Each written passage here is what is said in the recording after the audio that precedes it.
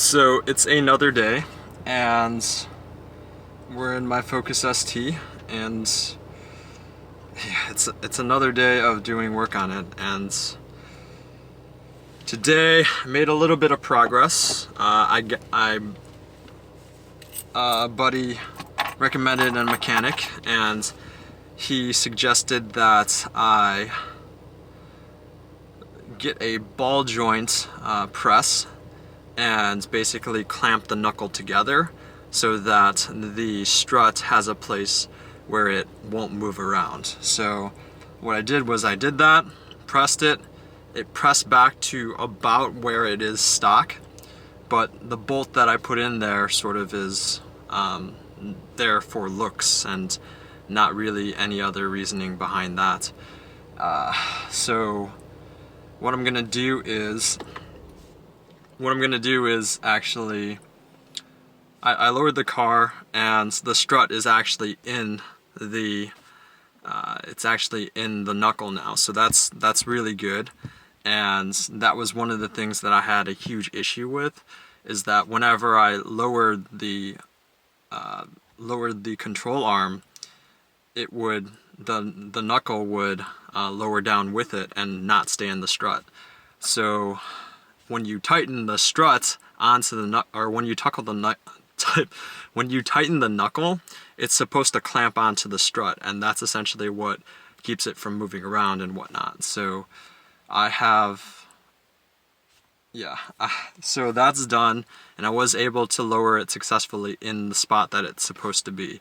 Now the issue is that how long it'll stay there is a good question. So what I want to do is, since it's lowered, it's on a brick right now, I want to back up and drive it a little bit nice and gingerly around the neighborhood to see if I can actually get it from point A to point B.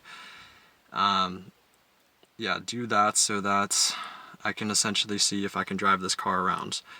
And then I'm literally just going to take it to a mechanic of some sort and have this person replace the knuckle, replace that bolt, and replace the rear suspension as well, because I haven't had the time to put the rear suspension in. I've been fiddling around with everything else, so the rear suspension should be easy, but I'm just so not happy about the entire situation and very, very frustrated. Alright, we're down. No alarming noises yet. Gotta make sure the car is drivable, so I'm gonna take it around the block to make sure everything's okay. Down another little bump there. Ooh. Ooh. Let's look at the strut. It looks like it should be in there. That looks about right, so. Another update.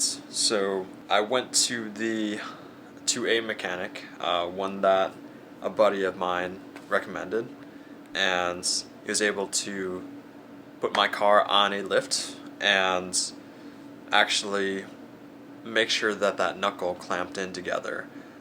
He was actually very surprised that I actually was able to drive there, because basically what would happen is if you lifted the car up, the knuckle would fall down along with the tire, wheel, and with the tie rod, and also the drivetrain. So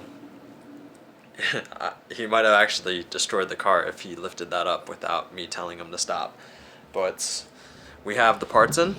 So in here we have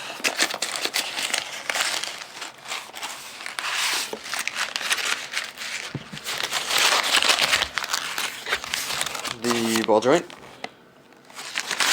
and we have the retainer, as well as we have the screws for the specific knuckle here, so it basically goes into the knuckle right in here, and that's what this part is, what clamps down onto the strut. And this is the new knuckle that actually has threads that aren't screwed up. So essentially what's going to happen is that the guy that I'm taking my car to tomorrow will be removing the old knuckle and replacing it with this new knuckle. So attached to here is the brake caliper, the ball joints, drivetrain, struts, brakes, caliper, so on and so forth. And that is all gonna get replaced with this new piece here. So what I'm doing today is actually going for the rear suspension here. So obviously Fortunato, and this is set up a little bit differently where there's a divorced spring and strut. So the spring is very easy to get out, and the strut is also so pretty easy to get out, but I have to preset these to a specific height and then adjust the struts based on that, and then after that decide if that's the height that I want to have, or if it's too high, or if it's too low, etc., etc. So I'll probably base it similarly to the same height as what we're currently at. It's a little bit monster trucky, but I can lower it just a little bit from there. I want to see what the springs are like and how high the springs are. But basically what's going to happen is that I'm going to measure out how the springs are right now and get somewhat of a close, maybe like an inch drop from that. And then use this here and put this in to the actual spot where the spring is supposed to be. And then we'll add in the strut here, and then we'll have to adjust the strut so that it does not have any play in between here and the actual chassis, so that's not moving around. So right underneath here we have a 15 mil. It's a little bit loose, but I believe that's 15 mil.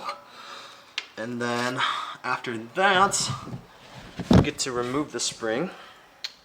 Measure how big this spring is and see.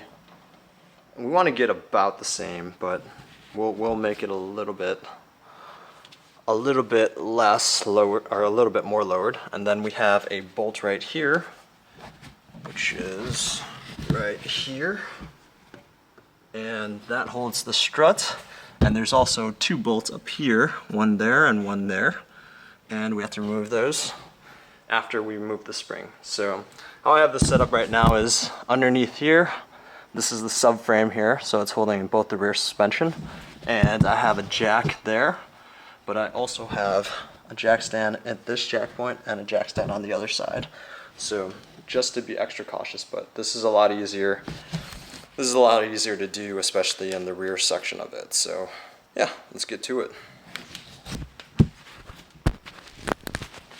Alright, so first important bolt out. That was a 15 millimeter, and I have this floor jack here to support the spring, because if you don't, this thing will come tumbling down. So I'm just going to lower it down a little bit, and the spring should come down with it, supposedly.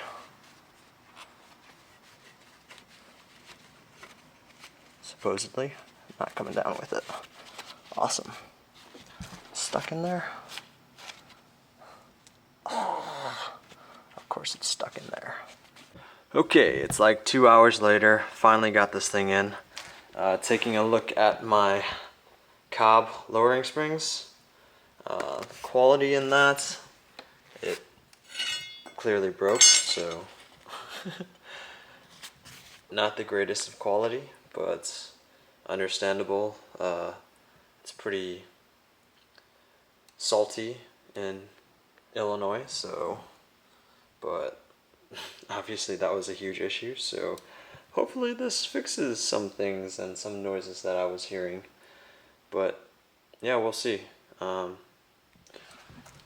Basically, since there's no directions for this, this looks like it has to go upside down compared to what I thought it would. And then on the bottom side of it,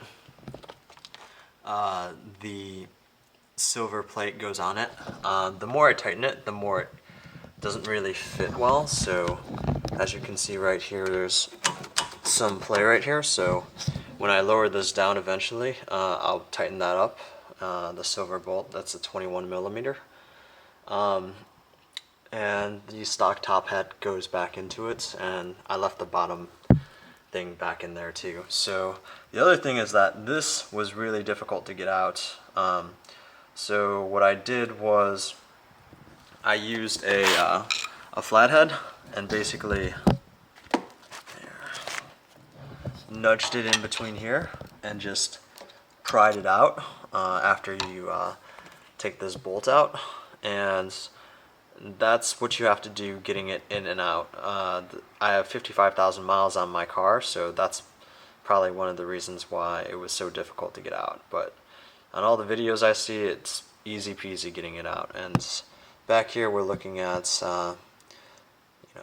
tightening and loosening. That's for lowering and raising the actual spring. So yeah, so that's set in place, and now we're going to move on to the strut. And like I said, the strut has these two bolts here and then this bolt here. So once I take those two out, I should be able to remove this, and it should come out very easily.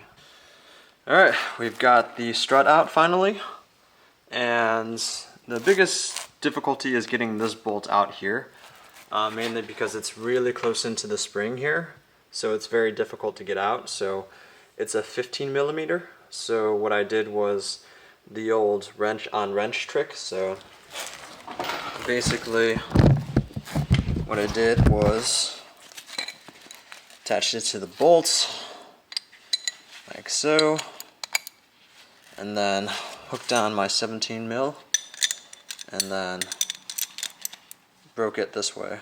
So it's pretty difficult, and this bolt is pretty long and it's threaded pretty far, so, or it's a pretty long thread, so that was my main issue. So, but it's out now and we're good.